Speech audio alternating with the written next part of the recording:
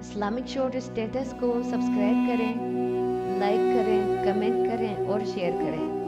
Bell icon کو دبانا مت بھولیں۔ پادری سلوبہ اس علاقے کی نامور شخصیت تھا۔ ارد گرد کے بڑے بڑے سرداروں اور سرکردہ افراد نے جب دیکھا کہ سلوبہ نے خالد رضی اللہ عنہ کی اطاعت قبول کر لی ہے تو وہ سب ہیرا پہنچے اور خالد رضی اللہ عنہ کی اطاعت قبول کرنے لگے۔ انہوں نے جو نقد جزیہ ادا کیا وہ 20 لاکھ درہم تھا۔ مسلمانوں کی شجاعت کی دھاک دور دور تک بیٹھ گئی۔ بڑا ہی وسیع علاقہ مسلمانوں کے زیر نگین آ گیا۔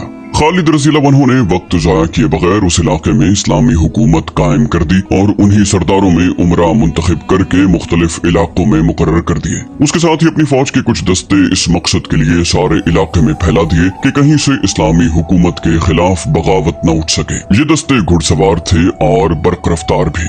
خالد رضی اللہ عنہ نے اپنے 3 بڑے ہی تیز اور پھرتیلے سالاروں زرار بن الازور، قعقاع اور مثنہ بن حارثہ کو ان دستوں کے ساتھ بھیجا۔ ان تینوں کا انداز ایسا جارحانہ تھا کہ جدھر جاتے تھے ادھر لوگ دبک جاتے اور ان کے سردار آگے آ کر اطاعت قبول کر لیتے۔ اس طرح جون 633 عیسوی ربیع الاول 12 ہجری میں دجلہ اور فرات کے درمیانی علاقے اسلامی سلطنت میں آ گئے۔ تخت و تاج کے ہوسکاروں نے اپنی قوم کو تاریخ کی تاریکیوں میں گم کیا اور اپنے ملک دشمن کے حوالے کیے۔ فارس کی شہنشاہی جو ناقابل تسخیر سمجھی جاتی تھی اور جس کی فوج زرہ پوش تھی اب زوال پذیر تھی۔ مسلمانوں کی فوج کی نفری فارس کی فوج کے مقابلے میں کچھ بھی نہیں تھی۔ یہ نفری زرہ پوش بھی نہیں تھی اور آتش پرستوں کی فوج کی طرح اتنی زیادہ مسلح بھی نہیں تھی، مگر آتش پرست شکست پر شکست کھاتے چلے گئے اور فارس کے دارالحکومت مدائن کو خطرہ پیدا ہو گیا۔ وہاں اب کسرا ارد شیر نہیں تھا، وہ صدمے سے مر گیا تھا۔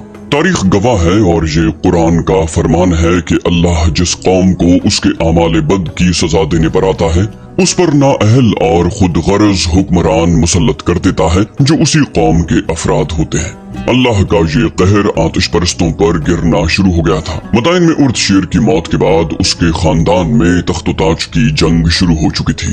خالد رضی اللہ عنہ کے جاسوس مدائن میں ہی نہیں کسرا کے محل میں بھی پہنچ چکے تھے۔ وہ جو خبریں بھیج رہے تھے وہ خالد رضی اللہ عنہ کے لیے امید افزا تھی۔ ایک جاسوس نے مدائن سے آ کر خالد رضی اللہ عنہ کو بتایا مدائن کا تخت اب وہ تختہ بن چکا ہے جس پر میت کو غسل دیا جاتا ہے۔ یہ تخت کسرا کے 3 شہزادوں کی جانیں لے چکا ہے۔ ارد شیر کی متعدد بیویاں ہیں اور ہر بیوی کے جوان بیٹے ہیں۔ ہر بیوی اپنے بیٹے کے سر پر کسرا کا تاج رکھنا چاہتی ہے۔ ارد شیر کے مرنے کے بعد ایک شہزادے کو تخت پر بٹھایا گیا۔ 2 روز کے بعد وہ اپنے کمرے میں اس حالت میں مردہ پایا گیا کہ اس کا سر اس کے دھڑ سے الگ تھا۔ 2 نہایت خوبصورت اور جوان لڑکیوں کو، دربان کو اور 2 پہرے داروں کو جلاد کے حوالے کر دیا گیا۔ اس شہزادے کے قتل کے شبے میں ان سب کے سر قلم کر دیے گئے۔ اس کی جگہ ارد شیر کی ایک اور بیوہ کے بیٹے کے سر پر کسرا کا تاج رکھا گیا۔ تیسرے دن اس نے شراب پی اور بے ہوش ہو گیا اور ذرا دیر کے بعد مر گیا۔ اب 7-8 آدمیوں اور 3 جوان عورتوں کو شہزادے کو شراب میں زہر پلانے کے شبے میں قتل کر دیا گیا۔ سالار اعلیٰ تیسرا شہزادہ تخت پر بیٹھا۔ دوسرے روز وہ محل کے باغوں میں ایک بڑی دلکش رقاصہ کے ساتھ ٹہل رہا تھا۔ کہیں سے بیک وقت 2 تیر آئے، ایک اس کی آنکھ میں اور دوسرا اس کی شہرگ میں اتر گیا۔ کسرا کا تخت پھر خالی ہو گیا۔ تخت ابھی تک خالی ہے۔ کسرا کے وزیر اور 2 سالاروں نے تاج پوشی کا سلسلہ روک دیا ہے۔ انہوں نے فیصلہ کیا ہے کہ جو علاقے فارس کی شہنشاہی میں رہ گئے ہیں انہیں مسلمانوں سے بچایا جائے۔ انہوں نے دجلہ کے پار اپنی فوج کو اس طرح پھیلا دیا ہے کہ ہم جس طرف سے بھی پیش قدمی کریں گے ہمیں روک لیا جائے۔ خالد رضی اللہ عنہ نے پوچھا ان کی اس فوج کی نفری کتنی ہوگی؟ جاسوس نے جواب دیا ہم سے دگنی ہوگی یا اس سے زیادہ ہوگی، کم نہیں ہو سکتی۔ مدائن دجلہ کے پار ہے، آتش پرست ہمیں دریا پار نہیں کرنے دیں گے۔ خالد رضی اللہ عنہ نے کہا اللہ کے دریا اللہ کی راہ میں لڑنے والوں کو نہیں روک سکتے۔ آتش پرست ہمیں روکنے کے قابل نہیں رہے۔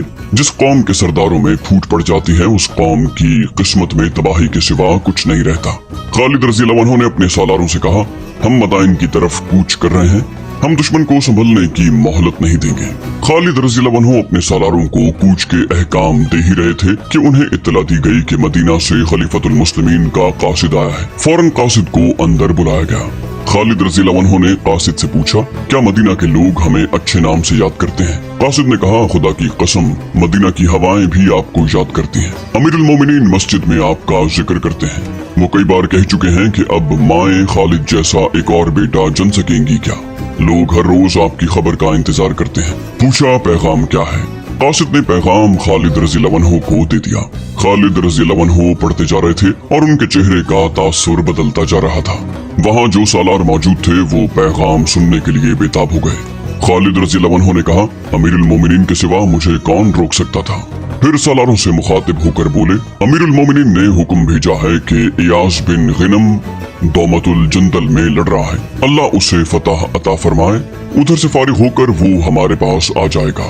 अमीरुल मोमिनीन ने कहा है कि जब इयास अपनी फौज को लेकर हमारे पास आ जाए तो हम आगे बढ़ें, उसके आने तक हम जहाँ हैं वहीं रुके रहें। खालिद रज़ी अल्लाह अन्हु के चेहरे पर जो रौनक और आंखों में फतह और नुसरत की जो चमक हर वक्त रहती थी वो बुझ गई और वो गहरी सोच में खो गए। सालारों के उस इजलास पर सन्नाटा तारी हो गया, जिसकी वजह ये नहीं थी कि खलीफतुल मुस्लिमीन ने पेशकदमी रोक दी थी, बल्कि वजह ये थी कि खालिद रज़ी अल्लाह अन्हु के चेहरे पर ऐसा तासुर कभी कभी आया करता था और ये तासुर एक तूफान का पेश खैमा हुआ करता था। किसी भी सालार को खलीफा के इस हुक्म के मुताल्लिक कोई बात कहने की जुर्रत न हुई। चंद मिनट के बाद खालिद रज़ी अल्लाह अन्हु गहरी सोच से बेदार हुए और कासिद की तरफ देखा। खालिद रज़ी अल्लाह अन्हु ने कहा, अल्लाह तुझे सफर में सलामती और रहमत अता करे। आराम करना चाहता है तो कर ले और वापसी का सफर इख्तियार कर। अमीरुल मोमिनीन से मेरा और मेरे साथियों का सलाम कहना, फिर कहना कि जंग के हालात को वही बेहतर समझते हैं जो मैदान जंग में होते हैं। वहाँ से इतनी दूर बैठकर कोई फैसला करना लड़ने वालों के लिए नुकसानदेह भी हो सकता है। फिर कहना कि वलीद का बेटा खिलाफत की हुक्म-उदूली की जुर्रत नहीं करेगा, लेकिन हालात ने मजबूर किया और इस्लाम को खतरा लाहक हुआ तो मैं हुक्म की परवाह नहीं करूंगा। मैं खिलाफत मदीना का अमीन और इस्लाम का पासबान हूँ। मैं दुश्मन को अपने ऊपर आता देख कर एक शख्स के हुक्म को एक तरफ रख दूंगा। मुझे खुशनुदी अल्लाह की दरकार है, अल्लाह के किसी बंदे की नहीं। मैं मालूम करूंगा कि सालार इयास के महाज की सूरत हाल क्या है। हो सकता है उसे मदद की जरूरत हो और ये भी हो सकता है कि वो अपने महाज से जल्दी फारिग न हो सके और आतिश परस्त इस अरसे में संभल जाएं। और खलीफतुल मुस्लिमीन से कहना कि हमने जरतुश्त की आग को सर्द कर दिया है। अल्लाह ने हमें ऐसी फतह अता की है कि जिसने किसरा के महल को शैतान का बसेरा बना दिया है। उर्दशिर के तख्त पर जो कोई बैठता है वो 2 रोज बाद अपने भाइयों के हाथों कत्ल हो जाता है। फारिस की शहनशाही और उसकी शान शौकत को हमने दजला और फरात में डुबो दिया है। हीरा जिसे फारिस का हीरा कहते हैं हमारा फौजी अड्डा है। हमारे लिए दुआ करते रहें। कासिद की रवानगी के बाद खालिद रज़ी अल्लाह अन्हु ने एक कमांदार को बुलाकर कहा कि अपने साथ 2 बड़े तेज और तवाना सिपाही लेकर बहुत तेज रफ्तार से दौमतुल जंदल जाए और गौर से देखे कि वहाँ क्या सूरत हाल है और सालार इयास बिन गनम कब तक फारिग हो सकेंगे और क्या उनके जल्दी फारिग होने का इम्कान है भी या नहीं। कमांदार उसी वक्त रवाना हो गया। खालिद रज़ी अल्लाह अन्हु ने अपने सालारों से कहा, खलीफतुल मुस्लिमीन के इस हुक्म को जो तुमने सुना है जहन से उतार दो। दिल में खिलाफत मदीना का पूरा एहतराम रखते हुए उन हालात को देखो जो हमने आतिश परस्तों के लिए पैदा कर दिए हैं। अगर हम इयास के इंतजार में यहीं बैठे रहे तो किसरा की फौज को संभलने का मौका मिल जाएगा। खुदा की कसम तुम सब यकीन के साथ कह सकते हो कि किसरा की फौज पर तुमने जो खौफ तारी कर दिया है वो उन्हें किसी मैदान में तुम्हारे मुकाबले में नहीं ठहरने देगा। और मदाइन के महल्लात में तख्त नशीनी पर जो कत्ल गारत हो रही है वो हमारे हक में जाती है। कौम के सरदारों में जब तख्त नशीनी वजाए पैकार बन जाती है तो फौज ऐसी तलवार की मानंद हो जाती है जो बड़े ही ढीले और कमजोर हाथों में हो। सालार आसिम बिन अमर ने कहा, हाँ इब्ने वलीद, किसरा के जिन सालारों ने फारिस के बचे हुए इलाकों में अपनी फौज फैला दी है वो सालार भी तख्त के ख्वाहिशमंद होंगे। वो हम पर फतह हासिल करके फारिस के तख्त पर काबिज होना चाहते हैं। सालार अदी बिन हातिम ने कहा, अगर ऐसा हुआ तो फारिस जल्दी तबाह होगा। सालारों के दिमागों पर जब तख्तो ताज सवार हो जाता है तो वो अपने मुल्क और कौम को बड़ी जल्दी तबाह कर देते हैं। खालिद रज़ी अल्लाह अन्हु ने कहा, जब तवज्जो तख्त के लफ्ज पर और अपनी जात पर मरकूज हो जाती है तो निगाहें दुश्मन से हट जाती हैं। मैं इन हालात से फायदा उठाऊंगा। अपनी फौज को तैयारी की हालत में रखो। हम आखिरी फैसला दौमतुल जंदल की सूरत हाल मालूम होने पर करेंगे। दौमतुल जंदल की सूरत हाल सालार इयास बिन गनम के लिए मखदूश थी। दौमतुल जंदल उस दौर का मशहूर तिजारती मरकज था। आज के इराक और शाम की शाहराहें यहीं आकर मिलती थी। रसूल अकरम सल्लल्लाहु अलैहि वसल्लम ने तबूक पर चढ़ाई की थी, तो इस दौरान खालिद रज़ी अल्लाह अन्हु दौमतुल जंदल तक पहुंचे और यहाँ के किले से कलादार उकैदर बिन मालिक को गिरफ्तार करके रसूल अकरम सल्लल्लाहु अलैहि वसल्लम के हुजूर पेश किया। उकैदर बिन मालिक ने इस्लाम तो कबूल न किया, रसूलुल्लाह सल्लल्लाहु अलैहि वसल्लम की इताअत कबूल कर ली, लेकिन हुजूर सल्लल्लाहु अलैहि वसल्लम की वफात के बाद इर्तिदाद का फितना उठा तो उस शख्स ने मदीना की वफादारी तर्क कर दी और ईसाइयों और बुत परस्तों को साथ मिलाकर उसका सरदार बन गया। अबू बकर रज़ियल्लाहु अन्हु ने उकैदर बिन मालिक की सरदारी को खत्म और उसके ज़ेर असर गैर मुस्लिम कबाइल को अपने ज़ेरनगी करने के लिए सालार इयाज बिन गनम को भेजा था। इयाज तजर्बाकार सालार थे, लेकिन दौमतुल जंदल पहुंचे तो देखा कि ईसाइयों का एक बहुत बड़ा कबीला जो कल्ब कहलाता था अपने इलाके के दिफा के लिए तैयार था। ये कबीला जंगो जदल में शोहरत रखता था। इयाद ने किले को मुहासरे में ले लिया, लेकिन ईसाइयों ने बाहर से मुसलमानों को मुहासरे में ले लिया। इयाज की फौज को आगे भी और अकब में भी लड़ना पड़ा।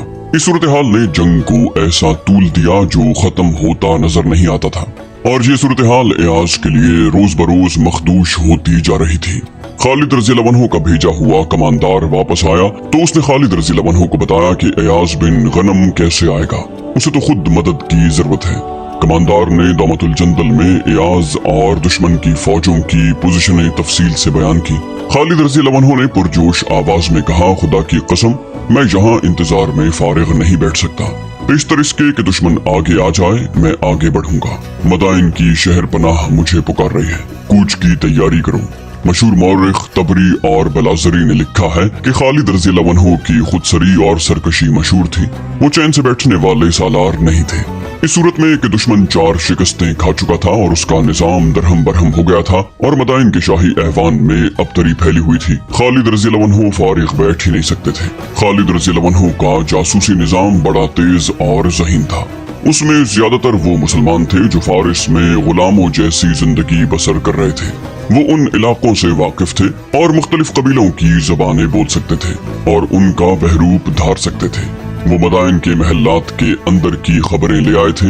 उन्होंने खालिद रज़ियल्लाहु अन्हु को खबरें देनी शुरू कर दी थी कि फारिस की फौज कहाँ कहाँ मौजूद है और किस जगह क्या कैफियत है। उनकी इत्तलाओं के मुताबिक ईरानियों की फौज की ज्यादातर नफरी 2 शहरों में थी, एक था ऐनुल तिमर और दूसरा अंबार। ऐनुल तिमर हीरा के करीब था और अंबार उससे दुगने फासले पर आगे था। ऐनुल तिमर दरियाए फरात से दूर हटकर वाक़ था और अंबार फरात के किनारे पर। खालिद रज़ियल्लाहु अन्हु ने फैसला किया कि पहले अंबार पर हमला किया जाए। ये भी तिजारती शहर था जिसमें गल्ले के बहुत बड़े बड़े जखीरे थे। जून 633 ईस्वी के आखिर रबीउल अव्वल 12 हिजरी के वस्त में खालिद रज़ियल्लाहु अन्हु ने हीरा से कूच किया। उनके साथ उनकी आधी फौज यानी 9000 नफरी थी जो हमले के लिए बहुत ही थोड़ी थी, लेकिन खालिद रज़ियल्लाहु अन्हु को अल्लाह पर और अपनी जंगी फहम फरासत पर भरोसा था। वो मफ्तूहा इलाकों को फौज के बगैर नहीं छोड़ सकते थे। ईसाई और दीगर कबीलों ने इताअत तो कबूल कर ली थी, लेकिन मुसलमानों को बड़े तल्ख तजर्बे हुए थे। इताअत कबूल करने वाले मौका मिलते ही इताअत से मुनकिर और बागी हो जाते। हीरा में खालिद रज़ियल्लाहु अन्हु ने काका बिन अमर और अकरा बिन हाबिस को छोड़ा था। यहाँ एक गलती की वजाहत जरूरी है। 2-4 तारीख दानों ने लिखा है कि खालिद रज़ियल्लाहु अन्हु हीरा में सालार इयाज बिन गनम के इंतजार में 1 साल रुके रहे, लेकिन उस दौर की तहरीरों से साफ पता चलता है कि खालिद रज़ियल्लाहु अन्हु ने हीरा में पूरा 1 महीना भी इंतजार नहीं किया। न उन्होंने अमीरुल मोमिनीन को ये पैगाम भेजा कि वो उनके हुक्म के खिलाफ सालार इयाज बिन गनम का इंतजार किए बगैर मदाइन की तरफ पेशकदमी कर रहे हैं। खालिद रज़ियल्लाहु अन्हु अपने 9000 सिपाह के साथ फरात के किनारे किनारे बड़ी तेजी से बढ़ते गए। उनके जासूस मुख्तलिफ बहरूपों में दरिया के दूसरे किनारे पर आगे आगे जा रहे थे। अंबार से थोड़ी दूर रह गए तो खालिद ने फरात उबूर किया और उस किनारे पर चले गए जिस पर अंबार वाक़ था। वहाँ उन्होंने मुख्तसर सा क़याम किया और 2 खत तहरीर करवाए, एक किसरा के नाम और दूसरा मदाइन के हुक्काम और उमरा वगैरह के नाम। किसरा के नाम खालिद रज़ियल्लाहु अन्हु ने लिखवाया बिस्मिल्लाहिर्रहमानिर्रहीम, खालिद बिन वलीद की जानिब से शाह फारिस के नाम। मैं शुक्र अदा करता हूँ अल्लाह का जिसने तुम्हारी बादशाही को तहबाला कर डाला है और तुम्हारी अय्यारियों को कामयाबी से महरूम रखा है और तुम आपस में ही दस्तों गिरेबां हो रहे हो। अल्लाह अगर तुम्हें मजीद मोहलत देता तो भी घाटे में तुम ही रहते। अब तुम्हारी निजात का एक ही रास्ता है, मदीना की इताअत कबूल कर लो। अगर ये मंजूर है तो मैं शराइत तय करने के लिए दोस्तों की तरह आऊंगा, फिर हम तुम्हारे इलाके से निकल जाएंगे। अगर पसोपेश करोगे तो तुम्हें ऐसी कौम के आगे हथियार डालने पड़ेंगे जिसे मौत उतनी अजीज है जितना तुम्हें जिंदगी। खालिद रज़ियल्लाहु अन्हु ने मदाइन के हुक्काम और उमरा के नाम लिखवाया। बिस्मिल्लाहिर्रहमानिर्रहीम। खालिद बिन वलीद की जानिब से फारिस के उमरा के नाम। तुम्हारे लिए बेहतर सूरत यही है कि इस्लाम कबूल कर लो, हम तुम्हारी सलामती और तहफ़्फ़ुज़ के जिम्मेदार होंगे। इस्लाम कबूल न करो तो जिज़िया अदा करो, वरना सोच लो कि तुम्हारा सामना एक ऐसी कौम से है जो मौत की उतनी ही शहदाई है जितने फरिफ्ता तुम शराब पर हो। खालिद रज़ियल्लाहु अन्हु ने शाह फारिस के नाम हीरा के रहने वाले एक आदमी के हाथ भेजा और उमरा वगैरह के नाम खत ले जाने वाला अंबार का रहने वाला एक आदमी था। किसी भी मौरिख ने उन दोनों आदमियों के नाम नहीं लिखे। अंबार जिस इलाके में था वो साबात कहलाता था। साबात आजकल के जिलों की तरह था और अंबार उस जिले का सबसे बड़ा शहर था। साबात का हाकिम या अमीर शेरजाद था जो उस वक्त अंबार में मुकीम था। वो दानिशमंद और आलिम था। उसमें अस्करी सलाहियत जरा कम थी, लेकिन अंबार में फौज उतनी ज्यादा थी कि उसे अस्करी सूझबूझ की जरूरत ही नहीं थी। उसकी फौज के अलावा उसके साथ ईसाइयों की बेशुमार नफरी थी। इतनी ज्यादा फौज के अलावा अंबार की शहर पनाह बड़ी मजबूत थी और दिफा का ये इंतजाम भी था कि शहर के इर्द गिर्द गहरी खंदक थी जिसमें पानी था। इस तरह अंबार को नाकाबिले तस्खीर शहर बना दिया गया था। खालिद रज़ियल्लाहु अन्हु के लिए तो ये इसलिए भी नाकाबिले तस्खीर था कि उनकी फौज की कुल नफरी 9000 थी। अंबार के जासूसों ने मुसलमानों की फौज को शहर की तरफ आते देखा तो उन्होंने शेरजाद को जा बताया। फिर सारे शहर में खबर फैल गई कि मदीना की फौज आ रही है। शेरजाद दौड़ा गया और दीवार पर जा चढ़ा। उसे जासूसों ने मदीना की फौज की नफरी 10,000 बताई थी। दीवार पर खड़े शेरजाद ने मुसलमानों की फौज को देखकर कहा, नहीं ये धोखा है। जिन्होंने हमारी इतनी जबरदस्त फौज को एक के बाद दीगरे 4 लड़ाइयों में शिकस्त दी है, वो इतने अहमक नहीं हो सकते कि इतने बड़े किले बंद शहर पर हमला करने के लिए इतनी कलील फौज लाएं। ये इनकी फौज का हिरावल होगा। अगर हिरावल नहीं तो इतनी ही फौज पीछे आ रही होगी या किसी और समत से आ रही होगी। शहर के लोगों में अफरा तफरी मच गई। उन्होंने मुसलमानों के बड़े दहशतनाक किस्से सुने थे। उन्होंने अपनी शिकस्त खूरदा फौज के जख्मियों को और मैदान जंग से भागकर आने वालों को देखा। उनका खौफ व हरास भी था। पसपाई में अपने आप को हक बजानिब जाहिर करने के लिए उन्होंने लोगों को जंग के ऐसे वाकयात सुनाए थे जैसे मुसलमान जिन भूत हों। अब वो मुसलमान उनके इतने बड़े शहर को मुहासरे में लेने आए थे। उन्होंने अपने जेवरात और रकमें और अपनी जवान लड़कियां छुपानी शुरू कर दी। शहर में खौफ हरास और भगदड़ ज्यादा देर न रही, क्योंकि दीवार के ऊपर से बुलंद आवाजें सुनाई देने लगी थी कि मुसलमानों की तादाद इतनी थोड़ी है कि वो सारी उम्र शहर की दीवार तक नहीं पहुंच सकेंगे। फिर दीवार के ऊपर कह कहे बुलंद होने लगे, मुसलमानों, आतिश परस्त मुसलमानों पर आवाजें कस रहे थे, तुम्हें मौत यहाँ तक ले आई है। जिंदा रहना है तो मदीने को लौट जाओ। शहर पनाह पर तीरंदाजों का हुजूम खड़ा था। मुसलमानों ने शहर को मुहासरे में ले लिया था और खंदक ने उन्हें रोक लिया। तबरी और याकूत लिखते हैं कि खंदक दीवार के इतना करीब थी कि उसके करीब आने वाले ऊपर से छोड़े हुए तीरों की जद में आ जाते। ऐसा न होता तो भी खंदक को फलांगना मुमकिन न था। ये बहुत चौड़ी थी। तीरंदाज मुसलमानों पर हंस रहे थे और वो हजारों की तादाद में दीवारों पर यूं खड़े थे जैसे मुसलमानों का तमाशा देख रहे हों। खालिद रज़ियल्लाहु अन्हु ने बड़ी बुलंद आवाज से कहा, खुदा की कसम, ये लोग नहीं जानते जंग क्या है और किस तरह लड़ी जाती है। मौरिख लिखते हैं कि अंबार हर लिहाज से नाकाबिले तस्खीर था, लेकिन खालिद रज़ियल्लाहु अन्हु के चेहरे पर परेशानी का हल्का सा भी तासुर न था। वो पुरसुकून थे। रात को उन्होंने अपने खेमे में अपने सालारों को यकीन दिलाया कि फतह उन्हीं की होगी, लेकिन कुर्बानी बहुत देनी पड़ेगी। उन्हें सिर्फ ये बात फतह की उम्मीद दिला रही थी कि शहर की दीवार इतनी ऊंची नहीं थी जितनी किलों की हुआ करती है। सुबह तुलू होते ही खालिद रज़ियल्लाहु अन्हु घोड़े पर सवार हुए और शहर के इर्द गिर्द घोड़ा दौड़ाने लगे। वो दीवार और खंदक का जायजा ले रहे थे। उन्होंने अपने सालारों से कहा कि उन्हें 1000 ऐसे तीरंदाजों की जरूरत है जिन्हें अपने निशाने पर पूरा पूरा एतमाद हो और जिनके बाजुओं में इतनी ताकत हो कि कमानों को खींचे तो कमानें दोहरी हो जाएं और आम तीरंदाजों की निस्बत उनके तीर बहुत दूर जाएं। खालिद रज़ियल्लाहु अन्हु ने कहा, जल्दी, बहुत जल्दी हमें शाम तक इस शहर में दाखिल होना है। थोड़ी सी देर में 1000 तीरंदाज आ गए। ये चुने हुए थे और सबके सब जवान और बड़े मजबूत जिस्मों वाले थे। खालिद रज़ियल्लाहु अन्हु ने कहा, तुम सब खंदक तक इस तरह टहलते हुए जाओ कि कमानें तुम्हारे हाथों में लटक रही हों। ऐसा लगे कि तुम टहलते टहलते खंदक के करीब चले गए हो। जो ही खंदक के करीब जाओ, निहायत तेजी से तरकश से तीर निकालो, कमानों में डालो और दीवार पर खड़े दुश्मन के तीरंदाजों की आंखों का निशाना लेकर तीर चलाओ, पेशतर इसके कि वो जान सके कि ये क्या हो गया है। एक एक, उसके बाद फिर एक एक तीर चलाओ। मौरिख तबरी के मुताबिक खालिद रज़ी अल्लाह अन्हु ने हुक्म दिया, सिर्फ आंखें। 1000 तीरंदाज खालिद रज़ी अल्लाह अन्हु के हुक्म के ऐन मुताबिक आहिस्ता आहिस्ता खंदक तक गए। दीवार पर दुश्मन के सिपाही हंस रहे थे और बेपरवाही से खड़े थे। उन्हें मुसलमानों का कोई इरादा नजर नहीं आ रहा था कि वो खंदक को फलांगने की कोशिश करेंगे। खंदक के करीब पहुंचकर उन 1000 तीरंदाजों ने ऊपर देखा, इधर उधर देखा, खंदक में देखा और अहमकों की सी हरकतें की। आतिश परस्तों के तीरंदाजों ने उन पर तीर चलाने की जरूरत महसूस न की, हालांकि मुसलमान तीरंदाज उनकी जद में थे। अचानक मुसलमान तीरंदाजों ने तरकशों में से एक एक तीर निकाला, पलक झपकते तीर कमानों में डाले, कमाने आगे रख के दुश्मन की आंखों के निशाने लिए और तीर छोड़ दिए। 1000 तीरों में से पेशतर आतिश परस्तों के तीरंदाजों की एक एक आंख में उतर गए। मान बाद मुसलमान तीरंदाजों ने 1000 तीर छोड़े, फिर 1000 और। ये कहना सही नहीं हो सकता कि मुसलमानों का कोई भी तीर खता नहीं गया। तारीखों में लिखा है कि ज्यादातर दुश्मन की आंखों में लगे और शहर में ये खबर तेज हवा की तरह फैल गई।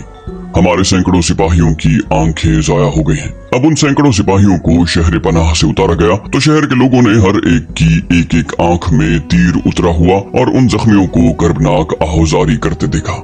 एक अंग्रेज मुबस्सर सर वॉल्टर ने मुताद्दिद मौरिखों के हवाले से लिखा है कि मुसलमानों की तरफ से 3000 तीर इतनी तेजी से चले कि आतिश परस्त अपने आप को बचा ही न सके और तीर जिनकी आंखों में न लगे उनके चेहरों में उतर गए। चूंकि फारिस के ये सिपाही और उनकी मदद को आए हुए ईसाई शहर पनाह पर घने हुजूम की तरह खड़े थे, इसलिए कोई तीर जाया न गया होगा।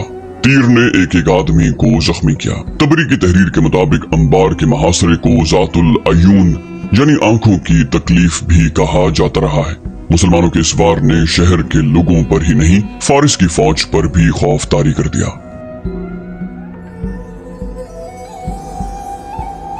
इस्लामिक शोर स्टेटस को सब्सक्राइब करें, लाइक करें, कमेंट करें और शेयर करें। बेल आइकन को दबाना मत भूलें।